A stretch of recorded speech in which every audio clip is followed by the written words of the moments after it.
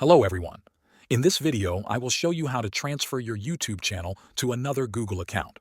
First, sign in to the Google account that currently owns the YouTube channel. Go to youtube.com and make sure you are logged in with the right account.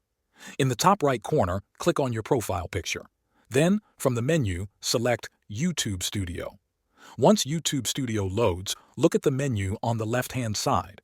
Scroll all the way down and click on Settings. In the Settings window, click on the tab that says Channel. Then go to Advanced Settings.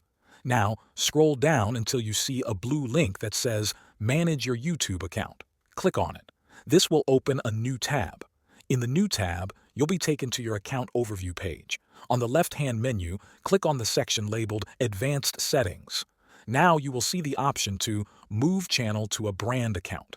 Click on that. You may be asked to enter your password again to verify your identity.